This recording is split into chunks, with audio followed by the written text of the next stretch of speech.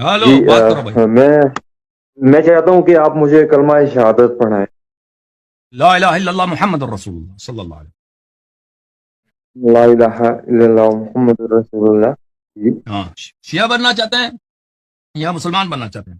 औज़ुबिल्लाहि मिनश्शैतानिर्रजीम बिस्मिल्लाहिर्रहमानिर्रहीम अमन्तु बिल्लाहि व रसूलिहि हुवल अव्वलु वल आखिरु वज़्ज़ाहिरु वल बातिनु व हुवा अला कुल्लि शैइन अलीम रब्बि इश्रह ली सदरी व यस्सिर ली अमरी वहलुल उक़दतम मिन लिसानी यफ़क़हू क़ौली। मौजूद नाज़रीन, भाइयों बहनों बुज़ुर्गों, अस्सलामु अलैकुम। जैसा कि आप जानते हैं कि मैं हसन अल्लाह यारी की वीडियोज़ बना रहा हूँ और उसका झूठ और दजल जो है वो आप तक पहुँचा रहा हूँ। इसी सिलसिले में कई दफ़ा ऐसी वीडियो सामने आ जाती हैं जो कि आप तक पहुँचाना बहुत ज़रूरी होती हैं। तो चूँकि आप जानते हैं कि बेसिकली ये वो इंसान है कि जिसके बारे में मैं अक्सर शेर पढ़ता होता हूँ कि मेरा नहीं बनता ना बन अपना तो बन। तो ये बेसिकली शियाओं आपका भी नहीं है, ठीक है। और ये अपने ही लोगों के बारे में इसके जो रिमार्क्स हैं और जो बातें हैं, और ख़ास तौर पे जिस तरह ये अपने ही जो, क्योंकि देखें ये ख़ुद तो अपने आप को असना अशरिया कहता है या गाली कहता है या जो भी कहता है, इसी तरह इसका जो अकीदा है मराजों के ऊपर, और वो इसका जो पोल खोलते हैं, जैसे मैंने आपको बताया था जिस मदरसे में ये पढ़ता था वहाँ से इसको कैसे निकाला गया, इसकी पगड़ी उतारी गई, इसका मुंह काला किया गया, ठीक है। वहाँ से निकला, इसने फ़ारसी चैनल बना लिया और फ़ारसी चैनल बनाया, इसको वो जूत पड़े के हद नहीं। उसके बाद फिर ये इसने अरबी चैनल बना लिया, वहाँ इसको जूत पड़े, ठीक है। और फिर एंड में ये आके इसने ये चैनल बना लिया क्योंकि इसके सर पे अमेरिका ने हाथ रख लिया, ठीक है। और लाजमी सी बात है, जब किसी का हाथ होता है तभी इंसान किसी का एजेंट बन के काम करता है। तो इस सिलसिले में उन्होंने इसका कच्चा चट्टा खोला। अब लाजमी सी बात है कि ये जब उन्होंने इसका कच्चा चट्टा खोला तो ये उनको गालम गलोच करता है, उनको बुरा भला कहता है, ठीक है।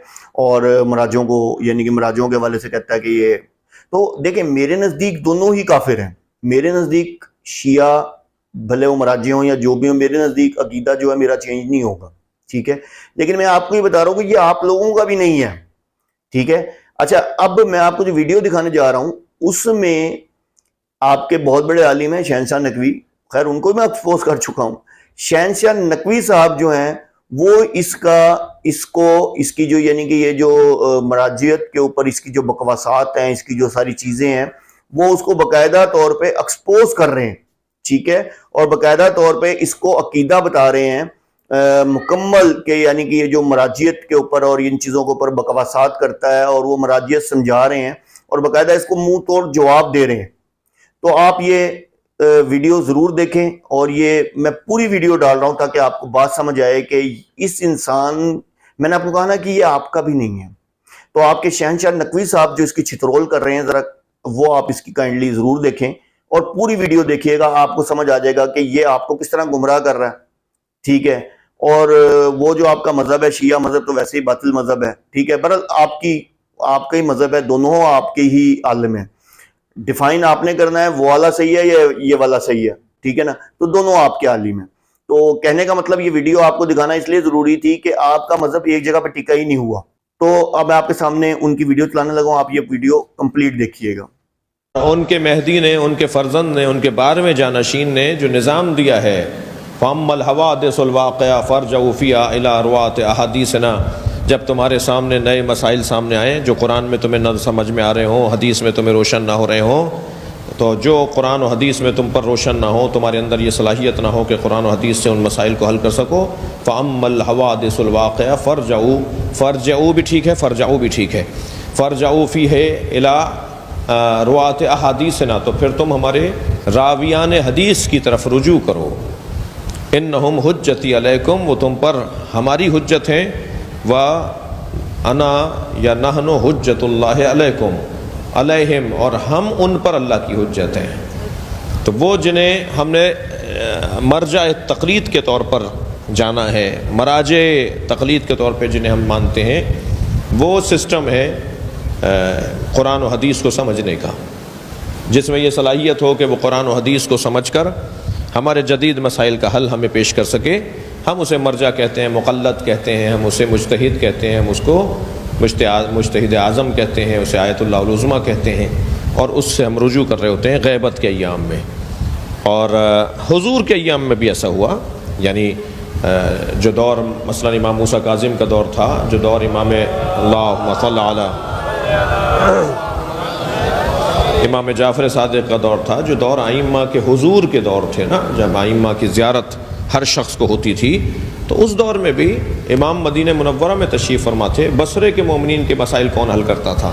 کوفے کے مومنین کے مسائل حل کون کرتا تھا؟ یا کراچی میں حضرت عبداللہ ابن جعفر کو امام صادق نے کیوں بھیجا تھا؟ جی کراچی تو امام جعفر صادق تشریف نہیں لے کر آئے، سندھ میں تو امام جعفر صادق تشریف نہیں لے کر آئے۔ فزیکلی بات ہو رہی ہے، معجزے کی بات نہیں ہو رہی ہے، معجزے سے دین نہیں چلتا۔ صلوات پڑھیں ذرا محمد و آل محمد۔ جی تو یہاں تو حضرت عبداللہ ابن جعفر، حضرت عبداللہ اشتر کو، حضرت عبداللہ شاہ غازی کو امام صادق نے بھیجا، ان تحریر دے کر بھیجا، انہیں اپنا نمائندہ بنا کر بھیجا۔ تو اس خطے کے اندر یہ مجتہد تھے، اس خطے میں اہل بیت کے یہ نمائندے تھے۔ ہم اگر اللہ رسول کا پیغام جاننا چاہتے تھے تو مثلا اس دور میں یہاں کے لوگ ان سے پوچھتے تھے کہ اللہ اور رسول کا پیغام کیا ہے، اور رسول اللہ کی تعلیمات کیا کہتی ہیں، اور اہل بیت کا کیا حکم ہے ہمارے لیے۔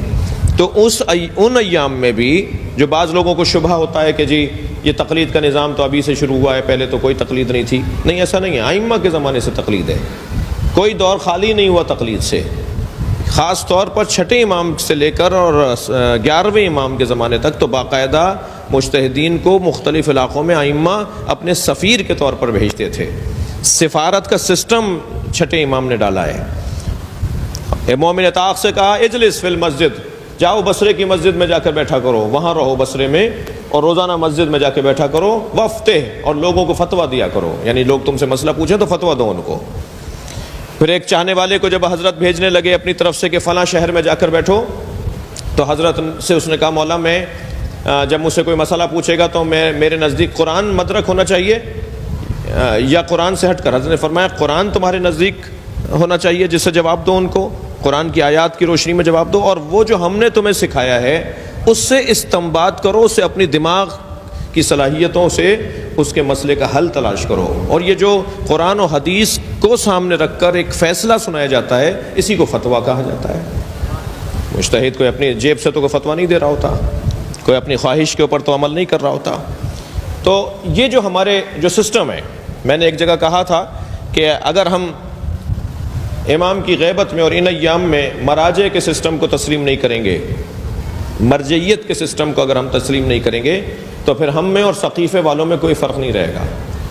اس لیے کہ ثقیفے والوں نے بھی یہی نعرہ بلند کر کے میٹنگ بلائی تھی، اور اس میں مولا علی سے ہٹ کر کسی شخصیت کو اپنا رہنما بنا لیا تھا کہ نبی ہمارے لیے کوئی فیصلہ نہیں کر کے گئے، نبی ہمارے لیے کوئی فیصلہ نہیں کر گئے، نبی نے ہمارے اوپر چھوڑ دیا ہے کہ جو چاہیں ہم کریں۔ تو ہم اعتراض کرتے ہیں کہ یہ ہو نہیں سکتا کہ نبی جائیں اور کوئی فیصلہ کر کے نہ جائیں۔ ہم اعتراض یہ کرتے ہیں کہ ہو نہیں سکتا سرکار اپنی امت کی کوئی فکر نہ رکھتے ہوں معاذ اللہ، اور امت کو کس کے حوالے کر کے جائیں، کیا سسٹم دے کر جائیں، نبی اس کو نظر انداز کر دیں، یہ ممکن ہی نہیں ہے۔ ہم ان کے اوپر جو اعتراض کرتے ہیں، اگر ہم نے اس دور غیبت کے اندر مرجعیت کے نظام کو نہیں مانا جو احادیث کی روشنی میں ثابت ہے، عقل کی روشنی میں تو ثابت ہے ہی، احادیث سے بھی ہمیں ثابت ہے، ایک سے زیادہ بلکہ دسیوں حدیثیں اس عنوان پر موجود ہیں، تو ہم پر وہ اعتراض آ جائے گا جو اعتراض ہم ثقیفے والوں پر کرتے ہیں کہ جب امام مہدی غیبت میں جا رہے تھے تو کیا سسٹم دے کے گئے، کیا نظام دے کر گئے، آپ کو کس کے حوالے کر کے گئے پوری اسلامی امت کو اور اس ملت اسلامیہ کو۔ اگر کوئی نظام نہیں دیکھے گئے تو پھر وہ لوگ بھی ٹھیک ہیں کہ کوئی نظام نبی دے کر نہیں گئے۔ ہمارے نزدیک عصمت میں، عظمت میں، فضیلتوں میں نبوت کے علاوہ نبی مکرم میں اور امام مہدی میں کوئی فرق نہیں ہے۔ عصمت میں، عظمتوں میں، فضیلتوں میں نبی مکرم اور امام مہدی ایک ہیں سوائے نبوت کے۔ صلوات پڑھیں ذرا محمد و آل محمد۔